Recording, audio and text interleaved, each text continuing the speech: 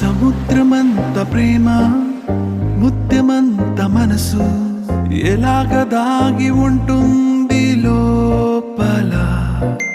ఆకాశమంత ప్రణయం చుక్కలాంటి హృదయం ఇలాగ బయట పడుతోంది లాంటి ప్రాణం నడి మేఘానితో ప్రయాణం. ఇక నా నుంచి నిన్ను నీ నుంచి నన్ను తెంచలేదు లోకం.